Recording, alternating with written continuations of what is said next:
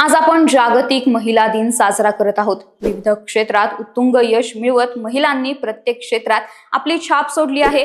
मात्र महाराष्ट्राच्या राजकारणाचा विचार करायचा झाला तर आजवर अनेक महिलांनी महाराष्ट्राच्या राजकारणात आपला ठसा उमटवला। मात्र यातील कोणालाही मुख्यमंत्री पदाला गवसणी घालता आली नाही।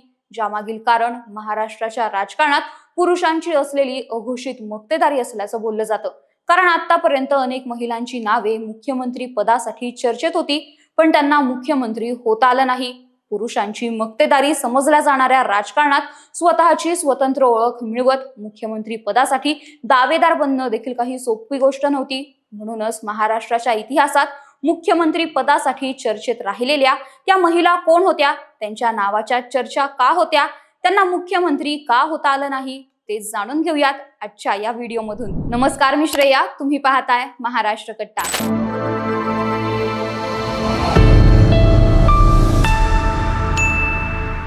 महाराष्ट्रातील मुख्यमंत्री पदासोबतच गृह, अर्थ, नगरविकास, सार्वजनिक बांधकाम अशा स्वरूपाची महत्वाची खातीही महिलांच्या पदरात पडत नाहीत। महिलांना शक्यतो दुय्यम मानलं जाणारं महिला व बालविकास अथवा पर्यटनासारखं खातं दिलं जातं। तर अलीकडच्या काळात विरोधक टीका करू नयेत म्हणून महिलांना मंत्रिमंडळात फक्त नावापुरती खाती दिली जातात असं देखील बोललं जातं।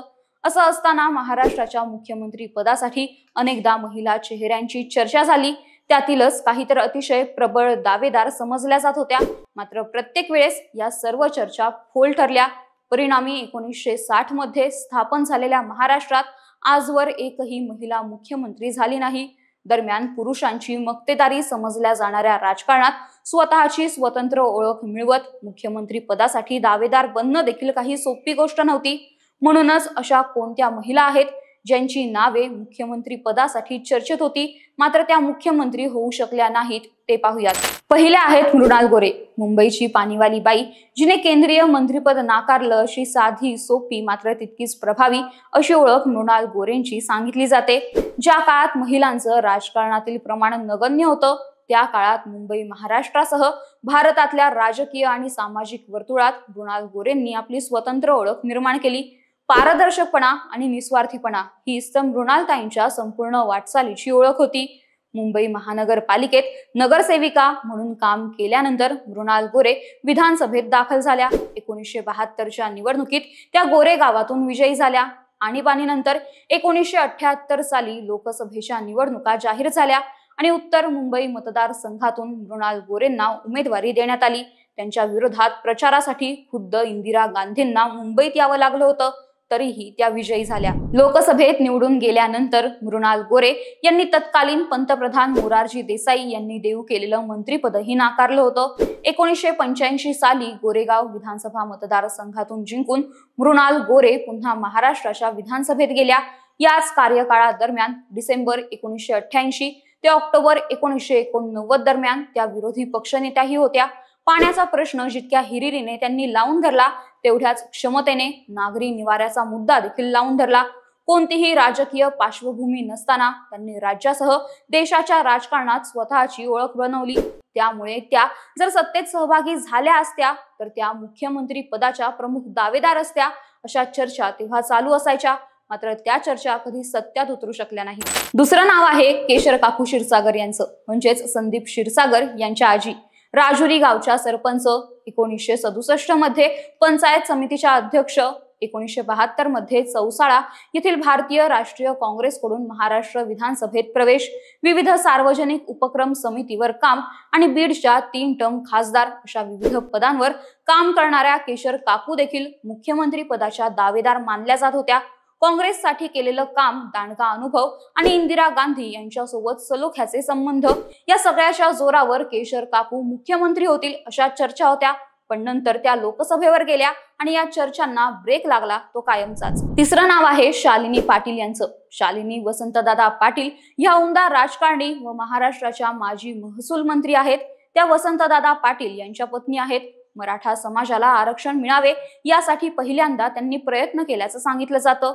1980च्या दशकात त्यांनी लोकसभेत सांगली मतदारसंघाचे प्रतिनिधित्व केले। त्यानंतर 1999 ते 2009 पर्यंत महाराष्ट्र विधानसभेत कोरेगाव मतदारसंघाचे प्रतिनिधित्व केले।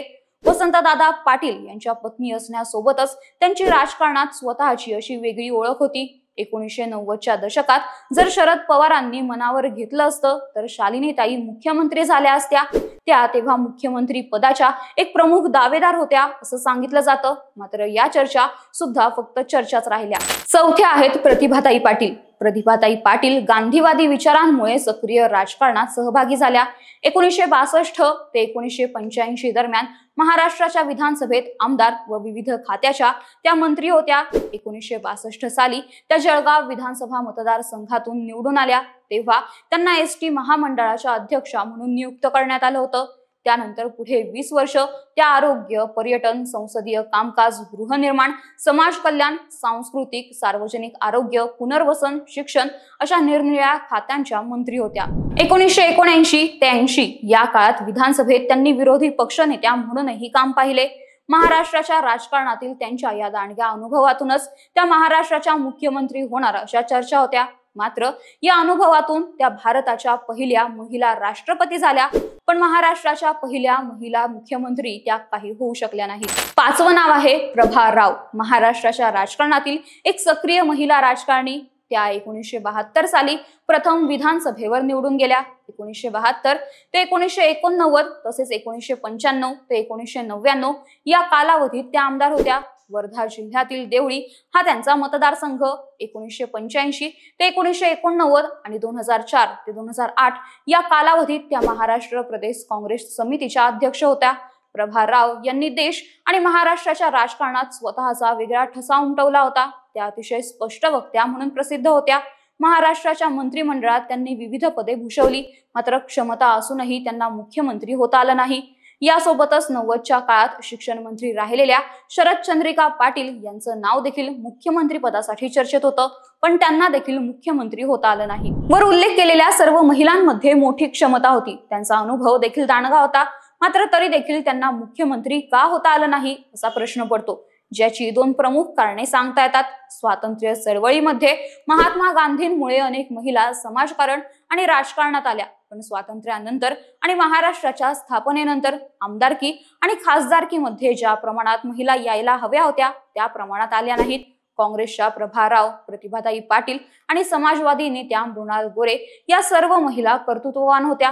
त्यांना मुख्यमंत्री पदाची संधी मिळाली असती तर त्यांनी नक्कीच उत्तमपणे कारभार करून दाखवला असता. मात्र तेव्हा अगदीच हातावर मोजण्या इतक्या महिला राजकारणात होत्या. पुरुषांचं वर्चस्व होतं आणि या कर्तबगार महिलांना मुख्यमंत्री पद मिळावं यासाठी कोणीही प्रयत्नशील नव्हतं. यासोबतच अजून एक कारण म्हणजे सहकार क्षेत्र. महाराष्ट्रामध्ये सहकार क्षेत्राचा राजकारणावर पगडा होता. स्थानिक सहकारावर ज्याचा ताबा त्याचं त्या भागातील राजकारणावर वर्चस्व असं साधं सोपं गणित होतं. विविध ठिकाणचे प्राथमिक खरेदी विक्री संघ, जिल्हा बँका, साखर कारखाने, सूत गिरण्या या वेगवेगळ्या सहकारी संस्थांमध्ये महिला फारशा नव्हत्याच. त्यामुळे राजकारणातील त्यांचं स्थानही नगण्य होतं. प्रभा राव व प्रतिभा पाटील या आघाडीच्या नेत्या असल्या तरीही सहकार क्षेत्रामध्ये त्यांचं वर्चस्व नव्हतं. म्हणूनच प्रतिभा पाटील आणि प्रभा राव यांची नावे मुख्यमंत्री पदाच्या चर्चेत राहिली. मात्र तरीही त्यांना मुख्यमंत्री होता आलं नाही. आता अलीकडच्या काळाबद्दल बोलायचं झालं तर सुप्रिया सुळे, पंकजा मुंडे, वर्षा गायकवाड, यशोमती ठाकूर अशा काही जणींची नावे मुख्यमंत्री पदासाठी चर्चेत होती. ज्यातील 2014ला पंकजा मुंडे यांच्या नावाची तुफान चर्चा रंगली होती. मात्र तेव्हा मुख्यमंत्री पदाची माळ फडणवीसांच्या गळ्यात पडली. यानंतर पंकजा मुंडेंवर अन्याय झाला असं देखील बोललं जात होतं, पण त्याचा काही फरक पडला नाही आणि पंकजा मुंडे सुद्धा मुख्यमंत्री होऊ शकल्या नाहीत. आतापर्यंत महाराष्ट्राला महिला मुख्यमंत्री मिळाल्या नसल्या तरी भविष्यात कोणत्या महिला मुख्यमंत्री होऊ शकतात याचा विचार केला तर सुप्रिया सुळे, पंकजा मुंडे, यशोमती ठाकूर, प्रणिती शिंदे अशी नावे आघाडीवर राहू शकतात असं सांगितलं जातं. तर सुप्रिया सुळे, पंकजा मुंडे, यशोमती ठाकूर, प्रणिती शिंदे, वर्षा गायकवाड यांपैकी कोणाला मुख्यमंत्री होताना तुम्हाला पाहायला आवडेल ते कमेंट करून नक्की सांगा. आणि या व्हिडिओला लाईक, शेअर आणि महाराष्ट्र कट्टा या आमच्या YouTube चॅनलला नक्की सबस्क्राईब करा. धन्यवाद.